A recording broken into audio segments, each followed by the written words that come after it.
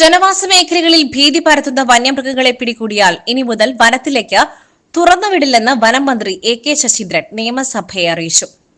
കടുവ, പുലി, കരടി തുടങ്ങിയ വന്യജീവികൾ ജനവാസ മേഖലയിൽ ഇറങ്ങുന്നത് തടയുവാൻ ശാശ്വത പരിഹാരം കാണണമെന്ന് എ.പി. അനിൽകുമാർ എം.എൽ.എയുടെ ആവശ്യത്തോട് പ്രതികരിക്കുകയായിരുന്നു മന്ത്രി. സർ, എന്റെ നിയോജകമണ്ഡലത്തിൽ തൊട്ടടുത്താണ് ഒരു കരടിയെ പിടിച്ചു.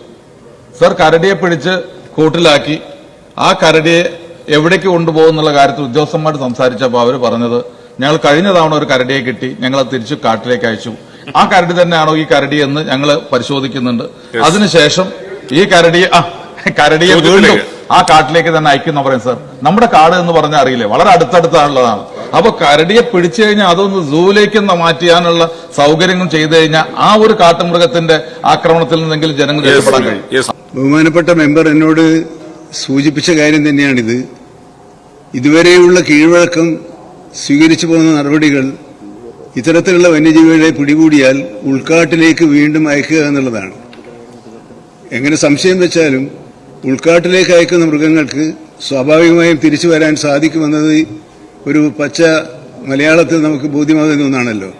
അതുകൊണ്ട് അങ്ങ് നിർദ്ദേശിച്ചതുപോലെ ഇങ്ങനെ പിടിക്കുന്ന വന്യമൃഗങ്ങളെ തൃശൂരിൽ പുതുതായി ആരംഭിച്ച സുവോളജിക്കൽ പാർക്കിൽ അയച്ചു തുടങ്ങിയിട്ടുണ്ട്.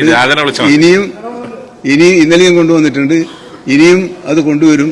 പിടികൂടുന്ന മൃഗങ്ങളെ മൃഗശാലകളിലേക്കോ സുവോളജിക്കൽ പാർക്കുകളിലേക്കോ മാറ്റാനാണ് സർക്കാർ തീരുമാനമെന്ന് മന്ത്രി വ്യക്തമാക്കി. നിലവിൽ പിടികൂടുന്ന മൃഗങ്ങളെ ഉൾക്കാട്ടിലേക്ക് മാറ്റുകയാണ് പതിവ്. എന്നാൽ വനത്തിനുള്ളിൽ സ്ഥലപരിമിതി ഉള്ളതിനാലും അവയുടെ ആവാസ വ്യവസ്ഥയിൽ മാറ്റം വരുന്നതിനാലും പലപ്പോഴും ഈ മൃഗങ്ങൾ വീണ്ടും ജനവാസ കേന്ദ്രങ്ങളിലേക്ക് തന്നെ തിരിച്ചെത്തുന്നു. ഈ സാഹചര്യം ഒഴിവാക്കുവാനാണ് പുതിയ തീരുമാനം. തൃശൂർ പുത്തൂരിലെ പുതിയ സുവോളജിക്കൽ പാർക്കിലേക്ക് നിലവിൽ പിടികൂടുന്ന മൃഗങ്ങളെ മാറ്റി തുടങ്ങിയിട്ടുണ്ട്. കൂടാതെ കോഴിക്കോട് പീരാമ്പ്രയിൽ വന്യമൃഗങ്ങൾക്കായി പ്രത്യേക പുനരധിവാസ കേന്ദ്രം ആരംഭിക്കുവാനുള്ള നടപടികൾ പുരോഗമിക്കുകയാണെന്നും മന്ത്രി അറിയിച്ചു. Gold, pure gold. Group Nilambur.